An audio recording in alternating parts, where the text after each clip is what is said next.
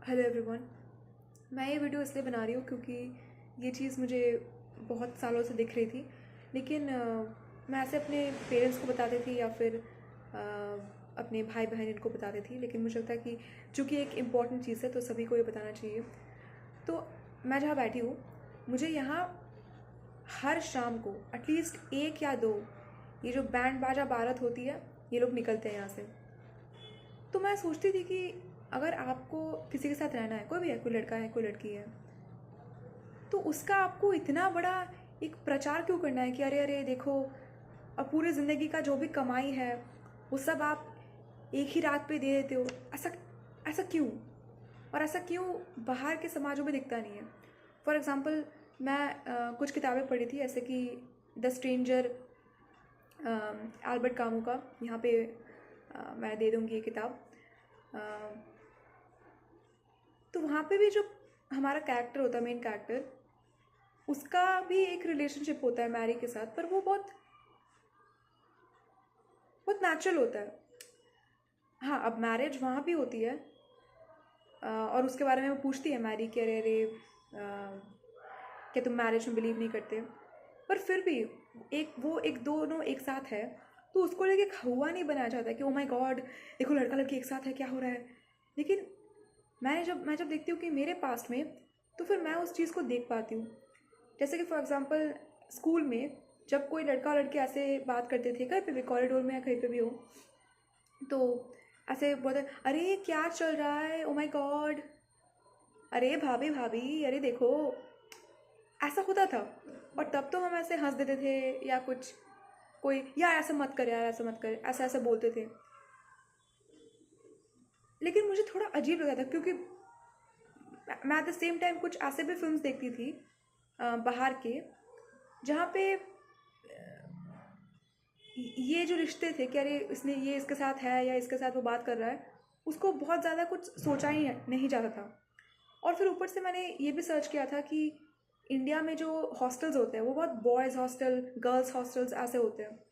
पर आप एक डेटा चेक कीजिएगा कि यूएस और ये जो स्टेट, ये जो कंट्रीज़ होती है, वहाँ पे ऐसा नहीं है। वहाँ पे कोएड हॉस्टल्स होते हैं। और फिर इसीलिए ऐसा होता है, मुझे लगता है कि क्या होता है ना। हाँ, और भी एक घटना है, जैसे कि मैं जिस कोचिंग इंस्टीट्यूशन में पढ़ती थी, तो वहाँ तो बाकायदा ऐसे बोला जाता है कि देखो ये लड़कों का रो है और ये लड़कियों का रो है। और स्कूल में तो चलो फिर भी ऐसा कोई लिखित नियम नहीं था कि नहीं आपको ऐसा ही बैठना पड़ेगा। पर कभी कभी होता था कि हाँ चलो, लड़की लोग एक साइड में बैठे हैं तो सारे लड़की वही बैठ रहे हैं। पर ऐसा नहीं था, कभी कभी लड़की लड़कों के रो में ही बैठती थी। ऐसा बहुत ज़्यादा डिवीजन जैसा कुछ नहीं था। लेकिन कोचिंग इंस्टीट्यूशंस में वो तो बिल्कुल होता था कि भाई लड़का इधर बैठेगा, लड़कियाँ इधर। इवन कि मुझे याद है एक लड़के को एक बार किसी टीचर ने पनिशमेंट दिया था कि यार तुम बहुत ज़्यादा बात करो तो तुम्हें पनिशमेंट दिया जाएगा। पता उसको पनिशमेंट क्या मिला था? उसको पनिशमेंट ये मिला था कि ये अब जाके दो लड़कियों के बीच में बैठेगा, ये उसका पनिशमेंट है। तो तब तो उतना पता नहीं था, तो हम भी हंस दिए कि हाँ हाँ अरे देखो इसका तो बहुत अच्छा हुआ इसका। लेकिन फिर मैंने बाद में सोचा कि ये एक पनिशमेंट कैसे हो सकता है। और पता है सबकॉन्शियसली आप उस बच्चे को और सारे वहाँ के जो बच्चे हैं उनमें क्या घोल रहे हो कि देखो लड़कियों के साथ लड़का साथ एक साथ, ओ माय गॉड। तो फिर जब वो लोग बड़े होते हैं तो उनके अंदर ये जो वासना है ना वो उबलती है, और फिर वो फटता है ऐसे बड़े बड़े मैरिजेस में। और दूसरा तो है जो हम स्मॉल टाउन में रहते हैं, वहाँ ऐसा होता है। मेरे ऐसे बहुत रिलेटिव्स है जो स्मॉल टाउन से बिलोंग करते हैं, और उन्होंने बचपन से लेकर आज तक कभी एक साधारण जो बातचीत होता है वो लड़कियों से नहीं कर पाते हैं, क्योंकि वहाँ ये सब अजीब थोड़ा दिखता है। तो फिर क्या होता है, वो कहते हैं कि अरे अरे अब जल्दी से शादी कराओ, अरे जल्दी शादी करो, जल्दी शादी कराओ।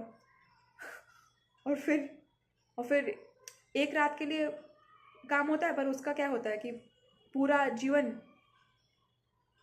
एक एक एक बॉन्डेज कर देते हो आप। और खास करके इंडिया पे, जहाँ पे आपने गलत बॉन्डेज कर लिया, तो फिर डिवोर्स लेने में आपको और दिमाग आपका लाइक बहुत डर लगता है कि हाय हाय लोग क्या बोल देंगे। तो एक तो आप बात भी नहीं कर पा रहे हो कि हाय हाय लोग क्या बोलेंगे, और दूसरा अगर आपने शादी कर लिया है वो भी बस एक वासना के उबलने के चक्कर में, तो फिर आप डिवोर्स नहीं कर सकते कि हाय हाय हाय लोग क्या बोलेंगे।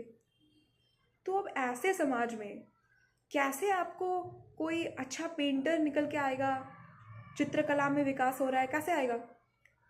कैसे आपको बड़े बड़े रिसर्चर्स या शोधकर्ता ऐसे लोग मिलेंगे? यहाँ तो पूरा जो जो आपका मन है, जो चित्त है, उस पर बस यही बैठा है कि बेटा जल्दी से अच्छी इनकम करो कि सेटल हो जाओगे, तुम सेटल हो जाओ। तो मुझे ऐसे लगता था कि अच्छा, तो इस रो में जो लोग पढ़ाई कर रहे हैं वो पढ़ाई कर ही इसलिए रहे ताकि हाँ जल्दी से इसी रो में किसी के साथ शादी हो जाए। तो अगर आपका, तो वो बच्चा ही ऐसे बड़ा हो जाता है कि भाई मेरे ज़िंदगी का एक ही लक्ष्य है कि सेटलमेंट। स्कूल में वो बोला जा रहा है, कोचिंग इंस्टीट्यूशन में वो बोला जा रहा है, वो घर में बैठ के कुछ लिख रहा है, पढ़ रहा है, तो फिर बार बार बैंड बाजा बारात चल रही है। तो ये सब उसके कॉन्शियसनेस को यही बोलते हैं। हाँ, और यही प्रॉब्लम होती है। पता है, एक जो स्वस्थ समाज है उसमें एक चीज़ बहुत आपको देखने को मिलेगा, वहाँ पे लड़का और लड़के का रिश्ता बहुत सहज हो जाएगा। वहाँ लड़का लड़की बैठे हैं तो उसको ऐसा नहीं देखा जाएगा कि हाय हाय हाय क्या हो गया। और जब आप इस चीज़ को हाय हाय हाय हाय नहीं देखते हो, तब आप किसी और इम्पोर्टेंट चीज़ के बारे में सोच सकते हो। तब आपके फिल्म्स वैसे निकलते हैं, तब आपके रिसर्चेस ऐसे निकलते हैं, क्योंकि तब आदमी का प्राइमरी गोल ये नहीं होता है कि वो कुछ भी कर रहा है तो उसका प्राइमरी गोल है ताकि एक सेक्सुअल पर्पस फुलफिल हो।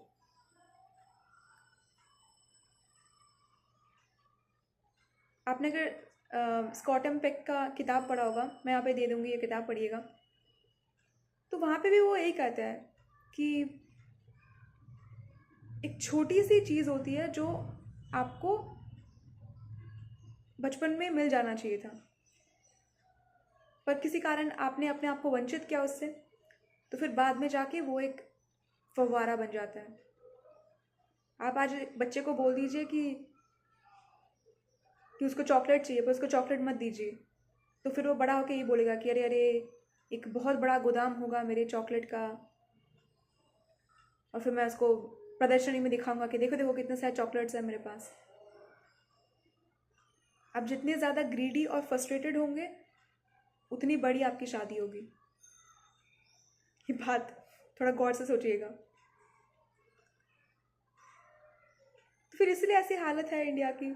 यहाँ ना फिलोसोफर्स निकलते हैं, यहाँ ना चित्रकला में कोई विकास होती है, ना साहित्य में कुछ अच्छी चीज़ बनती है, बस वही सेम पिक्चर, लड़का लड़की लड़का लड़की लड़की। उसमें भी ऐसा नहीं कि कुछ गहरा कुछ दिखा दिया। तो यही सब समस्या होती है। अच्छा, तो और एक बात ये है कि जब मैं ये सब बोलती थी तो मेरे पेरेंट्स और जो भी है तो बोलते यार तुम जो कह रही हो वो तो ठीक है, पर देखो पहले ना तुम्हारे पास कुछ प्रतिष्ठा होनी चाहिए, कुछ पदवी होनी चाहिए, तो उसके बाद लोग तुम्हारा बात सुनेंगे। तो तो फिर मैं उनको पूछ रही थी कि जिनके पास वो है उन्होंने तो ऐसी ही ज़िंदगी बिताई है, तो फिर वो वैसे ज़िंदगी बिताकर उसके बाद वो कैसे आपको जो चीज़ गलत है वो बता देंगे? आप समझ पा रहे हो मैं क्या बता रही हूँ? ये ऐसा है कि सपोज़ कोई मोती है काले रंग का, और मैं आपको कह रही हूँ कि देखिए ये मोती मत खाइएगा क्योंकि इसमें ना कुछ चीज़ें हैं जो सही नहीं है। और फिर वो मोती मैं खाती रहती हूँ 10 साल तक, और फिर मैं आपको एक दिन बोलती हूँ कि अरे अरे ये मोती है ना वो बहुत बेकार है, ये मोती मत खाइएगा। पर ये मोती जो है ना इसमें सम्मान तो है, कुछ भी ऐसा सम्मान है, तो फिर आप सुनेंगे तो मतलब तो फिर इससे हुआ क्या? जिस चीज़ को, जो चीज़ सही नहीं है वो तो मुझे अभी बोलना पड़ेगा ना, नहीं तो मैं वो करके थोड़ी आपको बताऊंगी कि हाय हाय हाय ऐसा मत कीजिएगा, हाँ, कि बेटा उस रास्ते मत जाना, लेकिन मैं उसी रास्ते से आया हूँ। तो ऐसा नहीं होता है। मुझे लगता है कि यही वो वक्त होता है जब आप इन चीज़ों को उल्लेख कर सकते हो। नहीं तो आप नहीं करोगे तो बाकी बाकी कौन करेगा? आप जैसा समाज देखना चाहते हो, आपको उसका प्रचार तो करना पड़ेगा ना। और जिस समाज में रिश्ते सहज नहीं हैं, वहाँ फिर आपको डेंजरस केसेस देखने मिलेंगे। जैसे कुछ साल पहले आप टीवी में देख रहे थे कि ये सब, मैं तो ये सब उसी जगह से निकल रहा है। क्योंकि बचपन से जो परवरिश है यहाँ पे, घर में हो या स्कूल कॉलेजेस में हो, वो सही नहीं है।